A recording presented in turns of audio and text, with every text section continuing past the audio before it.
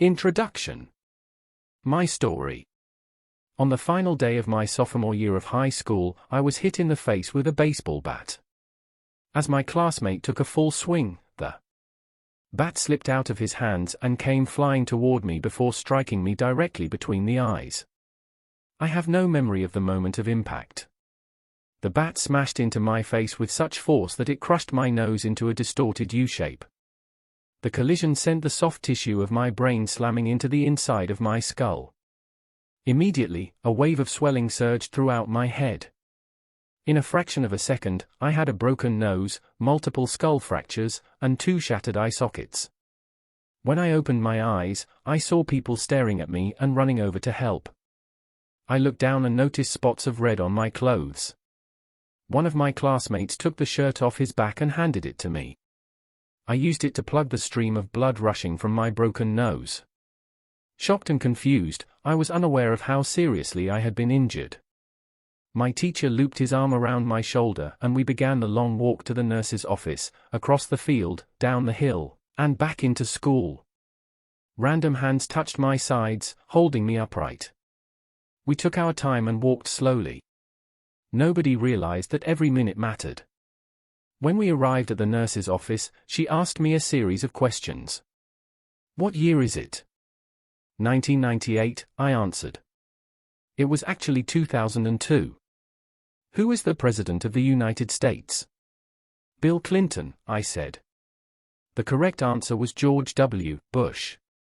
What is your mom's name? I stalled. 10 seconds passed. Patty, I said casually, ignoring the fact that it had taken me 10 seconds to remember my own mother's name. That is the last question I remember. My body was unable to handle the rapid swelling in my brain and I lost consciousness before the ambulance arrived. Minutes later, I was carried out of school and taken to the local hospital. Shortly after arriving, my body began shutting down. I struggled with basic functions like swallowing and breathing. I had my first seizure of the day. Then I stopped breathing entirely. As the doctors hurried to supply me with oxygen, they also decided the local hospital was unequipped to handle the situation, and ordered a helicopter to fly me to a larger hospital in Cincinnati. I was rolled out of the emergency room doors and toward the helipad across the street. The stretcher rattled on a bumpy sidewalk as one nurse pushed me along while another pumped each breath into me by hand. My mother, who had arrived at the hospital a few moments before, climbed into the helicopter beside me. I remained unconscious and unable to breathe on my own as she held my hand during the flight. While my mother rode with me in the helicopter, my father went home to check on my brother and sister and break the news to them. He choked back tears as he explained to my sister that he would miss her 8th grade graduation ceremony that night. After passing my siblings off to family and friends, he drove to Cincinnati to meet my mother. When my mom and I landed on the roof of the hospital, a team of nearly 20 doctors and nurses sprinted onto the helipad and wheeled me into the trauma unit. By this time, the swelling in my brain had become so severe that I was having repeated post-traumatic seizures. My broken bones needed to be fixed, but I was in no condition to undergo surgery. After yet another seizure, my third of the day, I was put into a medically induced coma and placed on a ventilator. My parents were no strangers to this hospital. 10 years earlier, they had entered the same building on the ground floor after my sister was diagnosed with leukemia at age 3. I was 5 at the time. My brother was just 6 months old. After 2.5 years of chemotherapy treatments, spinal taps, and bone marrow biopsies, my little sister finally walked out of the hospital happy, healthy, and cancer-free. And now, after 10 years of normal life, my parents found themselves back in the same place with a different child. While I slipped into a coma, the hospital sent a priest and a social worker to comfort my parents.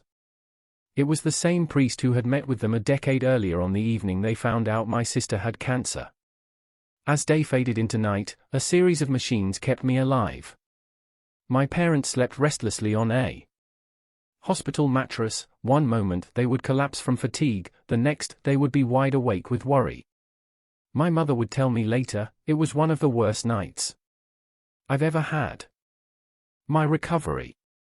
Mercifully, by the next morning my breathing had rebounded to the point where the doctors felt comfortable releasing me from the coma. When I finally regained consciousness, I discovered that I had lost my ability to smell. As a test, a nurse asked me to blow my nose and sniff an apple juice box. My sense of smell returned, but, to everyone's surprise, the act of blowing my nose forced air through the fractures in my eye socket and pushed my left eye outward. My eyeball bulged out of the socket, held precariously in place by my eyelid and the optic nerve attaching my eye to my brain. The ophthalmologist said my eye would gradually slide back into place as the air seeped out, but it was hard to tell how long this would take. I was scheduled for surgery 1 week later, which would allow me some additional time to heal. I looked like I had been on the wrong end of a boxing match, but I was cleared to leave the hospital. I returned home with a broken nose, half a dozen facial fractures, and a bulging left eye. The following months were hard. It felt like everything in my life was on pause. I had double vision for weeks, I literally couldn't see straight. It took more than a month, but my eyeball did eventually return to its normal location.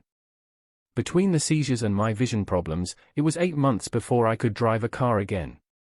At physical therapy, I practiced basic motor patterns like walking in a straight line. I was determined not to let my injury get me down, but there were more than a few moments when I felt depressed and overwhelmed. I became painfully aware of how far I had to go when I returned to the baseball field 1 year later. Baseball had always been a major part of my life. My dad had played minor league baseball for the St. Louis Cardinals, and I had a dream of playing professionally, too. After months of rehabilitation, what I wanted more than anything was to get back on the field. But my return to baseball was not smooth. When the season rolled around, I was the only junior to be cut from the varsity baseball team. I was sent down to play with the sophomores on junior varsity. I had been playing since age 4, and for someone who had spent so much time and effort on the sport, getting cut was humiliating. I vividly remember the day it happened. I sat in my car and cried as I flipped through the radio, desperately searching for a song that would make me feel better. After a year of self-doubt, I managed to make the varsity team as a senior, but I rarely made it on the field. In total, I played 11 innings of high school varsity baseball, barely more than a single game. Despite my lackluster high school career, I still believed I could become a great player. And I knew that if things were going to improve, I was the one responsible for making it happen. The turning point came 2 years after my injury, when I began college at Denison University. It was a new beginning, and it was the place where I would discover the surprising power of small habits for the first time. How I learned about habits. Attending Denison was one of the best decisions of my life. I earned a spot on the baseball team and, although I was at the bottom of the roster as a freshman, I was thrilled. Despite the chaos of my high school years, I had managed to become a college athlete. I wasn't going to be starting on the baseball team anytime soon, so I focused on getting my life in order.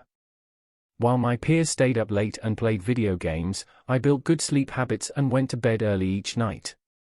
In the messy world of a college dorm, I made a point to keep my room neat and tidy. These improvements were minor, but they gave me a sense of control over my life. I started to feel confident again. And this growing belief in myself rippled into the classroom as I improved my study habits, and managed to earn straight A's during my first year.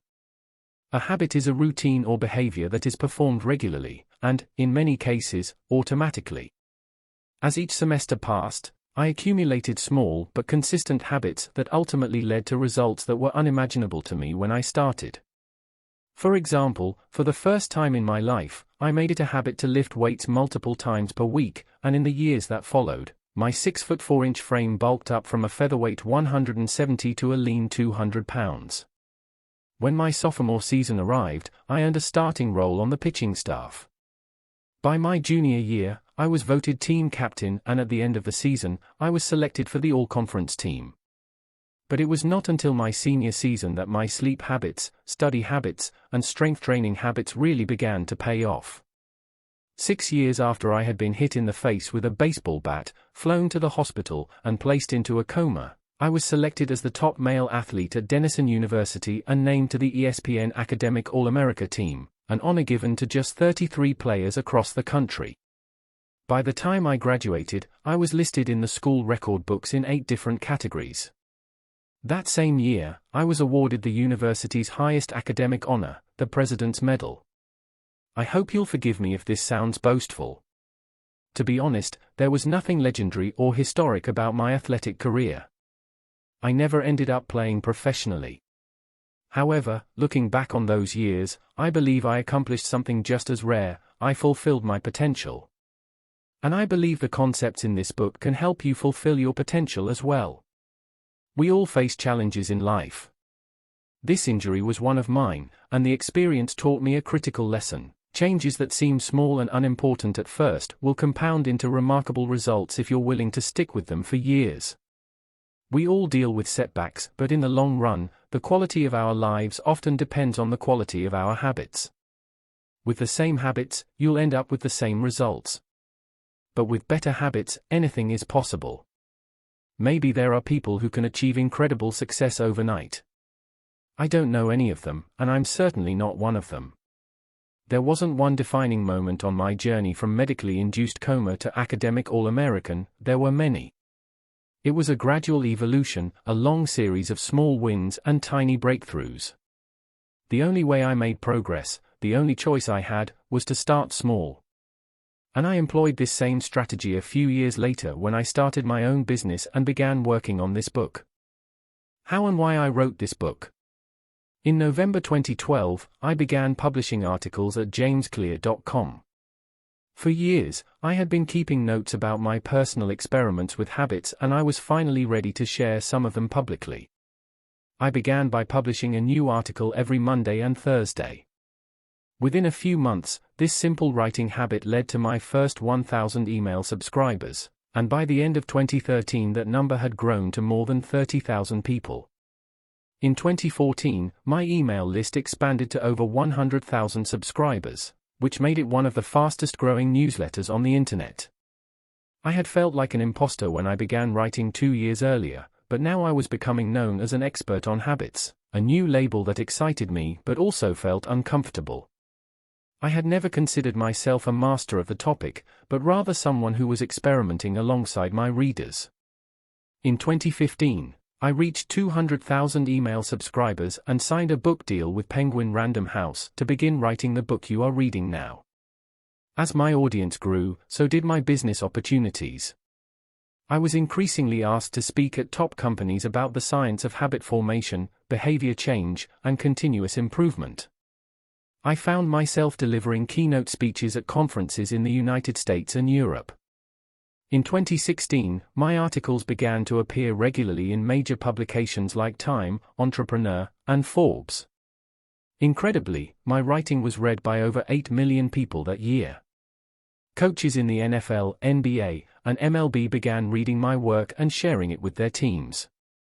At the start of 2017, I launched the Habits Academy, which became the premier training platform for organizations and individuals interested in building better habits in life. And Fortune 500 companies and growing startups began to enroll their leaders and train their staff. In total, over 10,000 leaders, managers, coaches, and teachers have graduated from the Habits Academy, and my work with them has taught me an incredible amount about what it takes to make habits work in the real world. As I put the finishing touches on this book in 2018, jamesclear.com is receiving millions of visitors per month and nearly 500,000 people subscribe to my weekly email newsletter, a number that is so far beyond my expectations when I began that I'm not even sure what to think of it. How this book will benefit you. The entrepreneur and investor Naval Ravikant has said, to write a great book, you must first become the book. I originally learned about the ideas mentioned here because I had to live them. I had to rely on small habits to rebound from my injury, to get stronger in the gym, to perform at a high level on the field, to become a writer, to build a successful business, and simply to develop into a responsible adult. Small habits helped me fulfill my potential, and since you picked up this book, I'm guessing you'd like to fulfill yours as well. In the pages that follow, I will share a step-by-step plan for building better habits, not for days or weeks, but for a lifetime. While science supports everything I've written, this book is not an academic research paper, it's an operating manual. You'll find wisdom and practical advice front and center as I explain the science of how to create and change your habits in a way that is easy to understand and apply. The fields I draw on, biology, neuroscience, philosophy, psychology, and more, have been around for many years. What I offer you is a synthesis of the best ideas smart people figured out a long time ago, as well as the most compelling discoveries scientists have made recently. My contribution, I hope, is to find the ideas that matter most and connect them in a way that is highly actionable. Anything wise in these pages you should credit to the many experts who preceded me. Anything foolish, assume it is my error.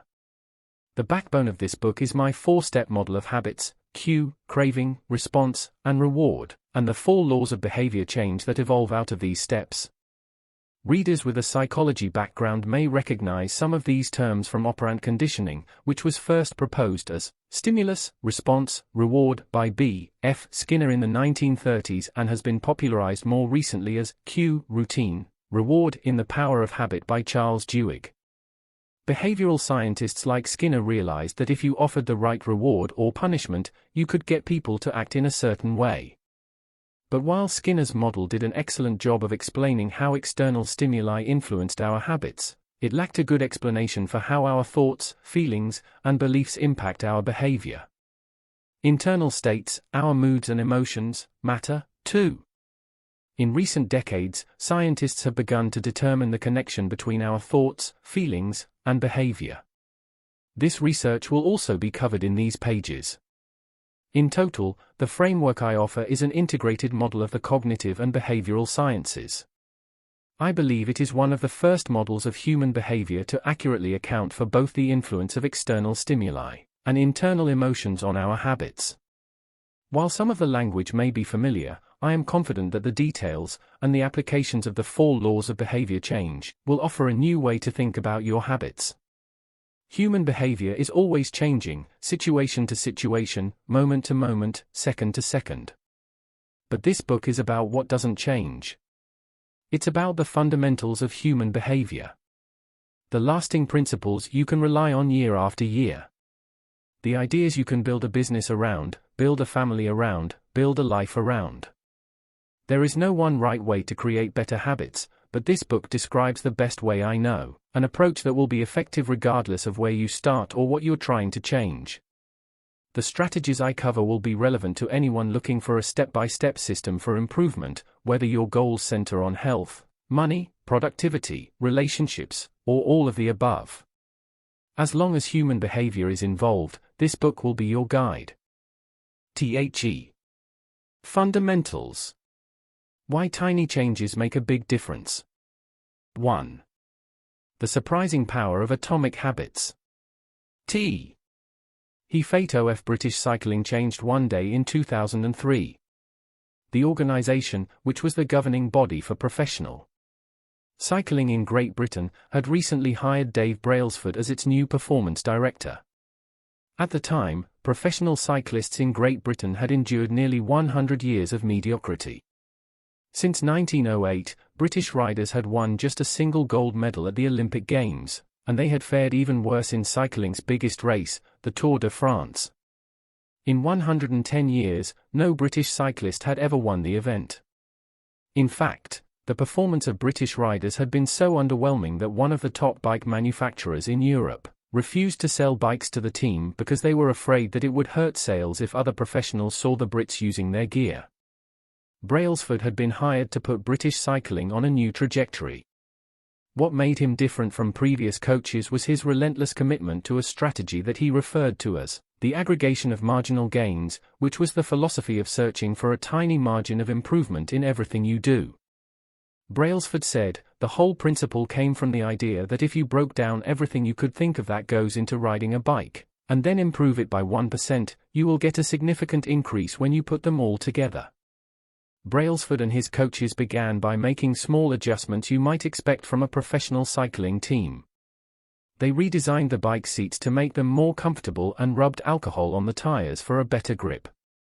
They asked riders to wear electrically heated overshorts to maintain ideal muscle temperature, while riding and used biofeedback sensors to monitor how each athlete responded to a particular workout. The team tested various fabrics in a wind tunnel and had their outdoor riders switch to indoor racing suits, which proved to be lighter and more aerodynamic. But they didn't stop there. Brailsford and his team continued to find 1% improvements in overlooked and unexpected areas. They tested different types of massage gels to see which one led to the fastest muscle recovery. They hired a surgeon to teach each rider the best way to wash their hands to reduce the chances of catching a cold. They determined the type of pillow and mattress that led to the best night's sleep for each rider. They even painted the inside of the team truck white, which helped them spot little bits of dust that would normally slip by unnoticed but could degrade the performance of the finely tuned bikes. As these and hundreds of other small improvements accumulated, the results came faster than anyone could have imagined. Just 5 years after Brailsford took over, the British cycling team dominated the road and track cycling events at the 2008 Olympic Games in Beijing, where they won an astounding 60% of the gold medals available. For years later, when the Olympic Games came to London, the Brits raised the bar as they set 9 Olympic records and 7 world records. That same year, Bradley Wiggins became the first British cyclist to win the Tour de France. The next year, his teammate Chris Froome won the race, and he would go on to win again in 2015, 2016, and 2017, giving the British team 5 Tour de France victories in 6 years. During the 10-year span from 2007 to 2017, British cyclists won 178 World Championships and 66 Olympic or Paralympic gold medals, and captured 5 Tour de France victories in what is widely regarded as the most successful run in cycling history. How does this happen? How does a team of previously ordinary athletes transform into world champions with tiny changes that, at first glance, would seem to make a modest difference at best? Why do small improvements accumulate into such remarkable results, and how can you replicate this approach in your own life?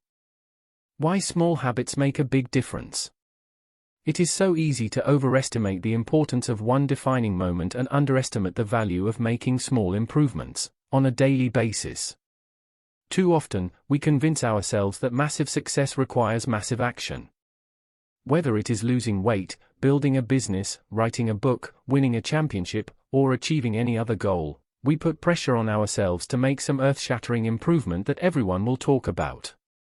Meanwhile, improving by 1% isn't particularly notable, sometimes it isn't even noticeable, but it can be far more meaningful, especially in the long run. The difference a tiny improvement can make over time is astounding. Here's how the math works out: if you can get 1% better each day for 1 year, you'll end up 37 times better by the time you're done. Conversely, if you get 1% worse each day for 1 year, you'll decline nearly down to 0. What starts as a small win or a minor setback accumulates into something much more. 1% better every day. 1% worse every day for 1 year. 0.99365 equals 0.03. 1% better every day for 1 year. 1.01365 equals 37.78. Figure 1. The effects of small habits compound over time. For example, if you can get just 1% better each day, you'll end up with results that are nearly 37 times better after 1 year. Habits are the compound interest of self-improvement. The same way that money multiplies through compound interest, the effects of your habits multiply as you repeat them. They seem to make little difference on any given day, and yet the impact they deliver over the months and years can be enormous. It is only when looking back 2, 5, or perhaps 10 years later that the value of good habits and the cost of bad ones becomes strikingly apparent. This can be a difficult concept to appreciate in daily life. We often dismiss small changes because they don't seem to matter very much in the moment. If you save a little money now, you're still not a millionaire. If you go to the gym 3 days in a row, you're still out of shape. If you study Mandarin for an hour tonight, you still haven't learned the language. We make a few changes, but the results never seem to come quickly, and so we slide back into our previous routines. Unfortunately, the slow pace of transformation also makes it easy to let a bad habit slide. If you eat an unhealthy meal today, the scale doesn't move much. If you work late tonight and ignore your family, they will forgive you. If you procrastinate and put your project off until tomorrow, there will usually be time to finish it later. A single decision is easy to dismiss. But when we repeat 1% errors, day after day, by replicating poor decisions, duplicating tiny mistakes, and rationalizing little excuses, our small choices compound into toxic results. It's the accumulation of many missteps, a 1% decline here and there, that eventually leads to a problem. The impact created by a change in your habits is similar to the effect of shifting the route of an airplane by just a few degrees. Imagine you are flying from Los Angeles to New York City. If a pilot leaving from LAX adjusts the heading just 3.5 degrees south, you will land in Washington, D.C., instead of New York. Such a small change is barely noticeable at takeoff, the nose of the airplane moves just a few feet, but when magnified across the entire United States, you end up hundreds of miles apart. Similarly, a slight change in your daily habits can guide your life to a very different destination. Making a choice that is 1% better or 1% worse seems insignificant in the moment, but over the span of moments that make up a lifetime, these choices determine the difference between who you are and who you could be. Success is the product of daily habits, not once-in-a-lifetime transformations. That said, it doesn't matter how successful or unsuccessful you are right now. What matters is whether your habits are putting you on the path toward success. You should be far more concerned with your current trajectory than with your current results. If you're a millionaire but you spend more than you earn each month, then you're on a bad trajectory. If your spending habits don't change, it's not going to end well. Conversely, if you're broke, but you save a little bit every month, then you're on the path toward financial freedom, even if you're moving slower than you'd like. Your outcomes are a lagging measure of your habits. Your net worth is a lagging measure of your financial habits.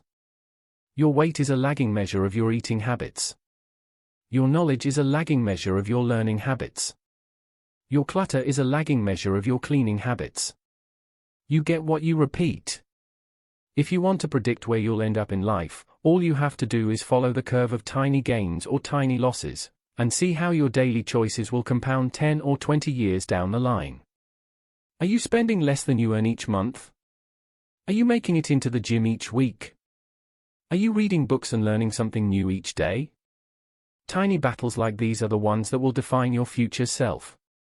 Time magnifies the margin between success and failure. It will multiply whatever you feed it. Good habits make time your ally. Bad habits make time your enemy. Habits are a double-edged sword. Bad habits can cut you down just as easily as good habits can build you up, which is why understanding the details is crucial. You need to know how habits work and how to design them to your liking, so you can avoid the dangerous half of the blade. Your habits can compound for you or against you. What progress is really like. Imagine that you have an ice cube sitting on the table in front of you. The room is cold and you can see your breath. It is currently 25 degrees. Ever so slowly, the room begins to heat up. 26 degrees. 27. 28. The ice cube is still sitting on the table in front of you. 29 degrees. 30. 31. Still, nothing has happened. Then, 32 degrees. The ice begins to melt. A 1-degree shift, seemingly no different from the temperature increases before it, has unlocked a huge change. Breakthrough moments are often the result of many previous actions, which build up the potential required to unleash a major change. This pattern shows up everywhere. Cancer spends 80% of its life undetectable, then takes over the body in months. Bamboo can barely be seen for the first 5 years as it builds extensive root systems underground before exploding 90 feet into the air within 6 weeks. Similarly, habits often appear to make no difference until you cross a critical threshold and unlock a new level of performance. In the early and middle stages of any quest, there is often a valley of disappointment. You expect to make progress in a linear fashion, and it's frustrating how ineffective changes can seem during the first days, weeks, and even months. It doesn't feel like you are going anywhere. It's a hallmark of any compounding process. The most powerful outcomes are delayed. This is one of the core reasons why it is so hard to build habits that last. People make a few small changes, fail to see a tangible result, and decide to stop. You think, I've been running every day for a month, so why can't I see any change in my body? Once this kind of thinking takes over, it's easy to let good habits fall by the wayside. But in order to make a meaningful difference, habits need to persist long enough to break through this plateau, what I call the plateau of latent potential. If you find yourself struggling to build a good habit or break a bad one, it is not because you have lost your ability to improve. It is often because you have not yet crossed the plateau of latent potential. Complaining about not achieving success, despite working hard, is like complaining about an ice cube not melting when you heated it from 25 to 31 degrees. Your work was not wasted, it is just being stored. All the action happens at 32 degrees. When you finally break through the plateau of latent potential, people will call it an overnight success. The outside world only sees the most dramatic event rather than all that preceded it. But you know that it's the work you did long ago, when it seemed that you weren't making any progress, that makes the jump today possible. It is the human equivalent of geological pressure. Two tectonic plates can grind against one another for millions of years, the tension slowly building all the while. Then, one day, they rub each other once again, in the same fashion they have for ages, but this time the tension is too great. An earthquake erupts. Change can take years, before it happens all at once. Mastery requires patience. The San Antonio Spurs, one of the most successful teams in NBA history, have a quote from social reformer Jacob Riis hanging in their locker room: "When nothing seems to help, I go and look at a stonecutter hammering away at his rock, perhaps 100 times without as much as a crack showing in it. Yet at the 101st blow it will split in two, and I know it was not that last blow that did it, but all that had gone before." The plateau of latent potential. Figure 2, we often expect progress to be linear. At the very least, we hope it will come quickly. In reality, the results of our efforts are often delayed. It is not until months or years later that we realize the true value of the previous work we have done. This can result in a valley of disappointment, where people feel discouraged after putting in weeks or months of hard work without experiencing any results. However, this work was not wasted. It was simply being stored. It is not until much later that the full value of previous efforts is revealed. All big things come from small beginnings. The seed of every habit is a single, tiny decision. But as that decision is repeated, a habit sprouts and grows stronger. Roots entrench themselves and branches grow. The task of breaking a bad habit is like uprooting a powerful oak within us. And the task of building a good habit is like cultivating a delicate flower one day at a time. But what determines whether we stick with a habit long enough to survive the plateau of latent potential and break through to the other side? What is it that causes some people to slide into unwanted habits and enables others to enjoy the compounding effects of good ones? Forget about goals, focus on systems instead. Prevailing wisdom claims that the best way to achieve what we want in life, getting into better shape, building a successful business, relaxing more and worrying less, spending more time with friends and family, is to set specific, actionable goals. For many years, this was how I approached my habits, too. Each one was a goal to be reached. I set goals for the grades I wanted to get in school, for the weights I wanted to lift in the gym, for the profits I wanted to earn in business. I succeeded at a few, but I failed at a lot of them. Eventually, I began to realize that my results had very little to do with the goals I set and nearly everything to do with the systems I followed. What's the difference between systems and goals? It's a distinction I first learned from Scott Adams, the cartoonist behind the Dilbert comic. Goals are about the results you want to achieve. Systems are about the processes that lead to those results. If you're a coach, your goal might be to win a championship. Your system is the way you recruit players, manage your assistant coaches, and conduct practice. If you're an entrepreneur, your goal might be to build $1 million business. Your system is how you test product ideas, hire employees, and run marketing campaigns. If you're a musician, your goal might be to play a new piece. Your system is how often you practice, how you break down and tackle difficult measures, and your method for receiving feedback from your instructor. Now for the interesting question: if you completely ignored your goals and focused only on your system, would you still succeed? For example, if you were a basketball coach and you ignored your goal to win a championship and focused only on what your team does at practice each day, would you still get results? I think you would.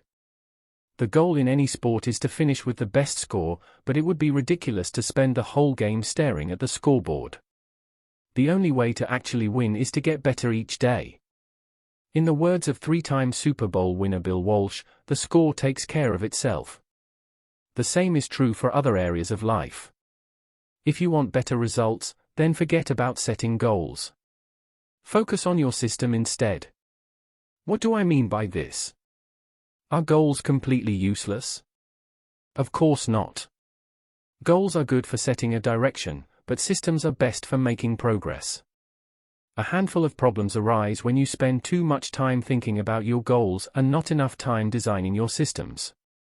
Problem number 1: winners and losers have the same goals. Goal setting suffers from a serious case of survivorship bias. We concentrate on the people who end up winning, the survivors, and mistakenly assume that ambitious goals led to their success while overlooking all of the people who had the same objective but didn't succeed. Every Olympian wants to win a gold medal. Every candidate wants to get the job. And if successful and unsuccessful people share the same goals, then the goal cannot be what differentiates the winners from the losers. It wasn't the goal of winning the Tour de France that propelled the British cyclists to the top of the sport. Presumably, they had wanted to win the race every year before, just like every other professional team. The goal had always been there. It was only when they implemented a system of continuous small improvements that they achieved a different outcome. Problem number 2: achieving a goal is only a momentary change. Imagine you have a messy room and you set a goal to clean it. If you summon the energy to tidy up, then you will have a clean room, for now.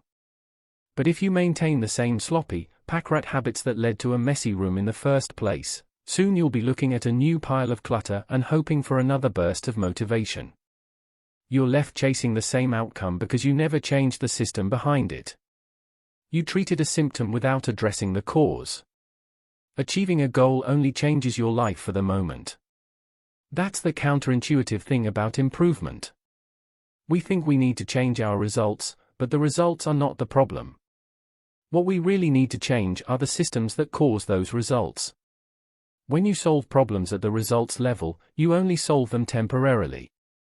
In order to improve for good, you need to solve problems at the systems level. Fix the inputs and the outputs will fix themselves. Problem number 3: goals restrict your happiness.